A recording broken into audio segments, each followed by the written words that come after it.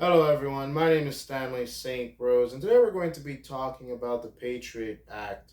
Now, before I go into summary and analysis of the Patriot Act and what it's for and everything, please remember to leave a like, subscribe, and/or comment so that the channel can continue to grow. So, the Patriot Act is a very, very debated act, very controversial act that a lot of Americans think about that it's necessary, but also some people believe that it violates certain rights of Americans. So what is the Patriot Act? So after 9/11 in 2001, the Patriot Act was signed into action in October of 2001, and basically it allows government agencies such as the FBI, the CIA, the NSA.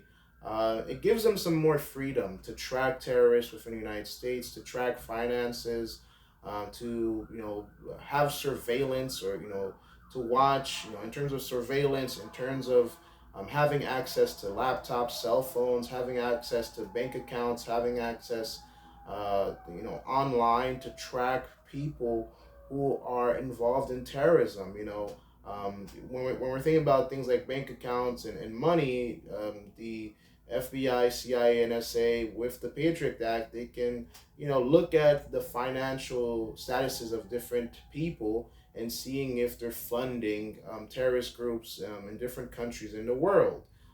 They can track cell phones, they can track information, they can track business dealings. So it allows certain government branches more freedom to do things like that. Before the Patriot Act, you would have to go through the other legal processes. You would have to have a warrant and different types of, I guess you can say, procedures that you had to go through to get that information. But with the Patriot Act, you don't need like a warrant. You don't need to step in front of a judge. If someone is suspected or connected with terrorism, you can pretty much use the Patriot Act if you work in these organizations to monitor and to view them. The other thing that the Patriot Act also does is it allows these agencies to hold people that are connected with terrorism or suspected of being, allies or working with terrorist groups. It allows them to hold them without charges. So in the U.S., the way that the law works is that if you're arrested, there has to be charges brought against you. You can't just be arrested and nothing is brought against you. They have to say why you're arrested, why you're being withheld. There has to be a reason. But with the Patriot Act, if you're involved with terrorism, this is just with terrorism. If you're involved with terrorism, they can hold you for an amount of time without really saying, without charging you for anything, without a speedy trial. So, things that are key to the American legal system is due process, a right to a speedy trial, a right to an attorney, all these rights that protect American citizens from being pursued by the government without just cause. You can't just be arrested for no reason and they could just hold you.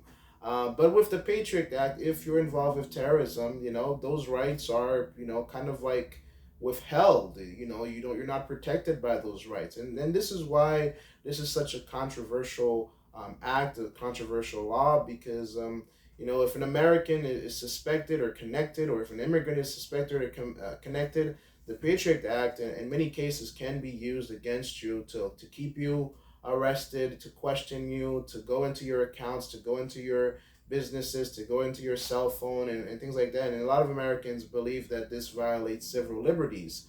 And you can see how this can lead to certain government groups taking advantage of American citizens, or maybe abusing, using this act to abuse certain peoples. And so I have to say that this act has been amended, has been changed, has been tweaked and altered in different ways throughout the years.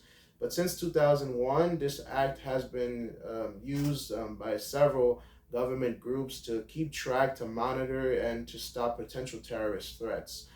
So that's the act. In terms of deeper meaning here, um,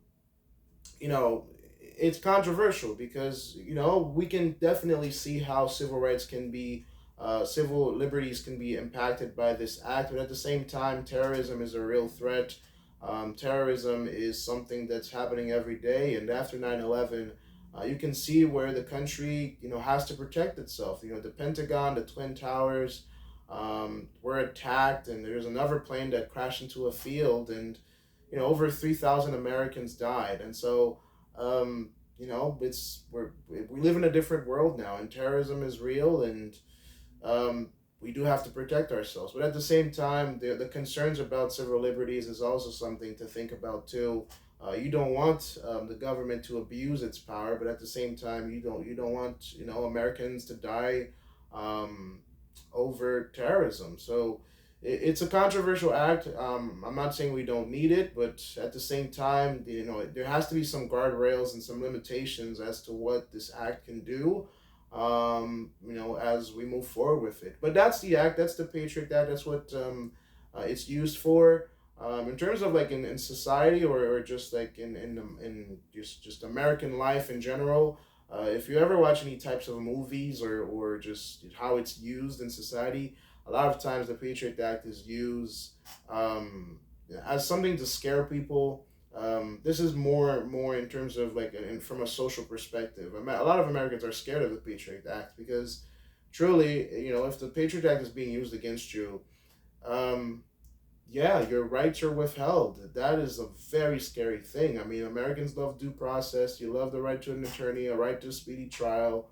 To know what you're charged of, and for that process to move very quickly. You don't want to just be locked in a hole forever without being told why you're there for, what you're there for.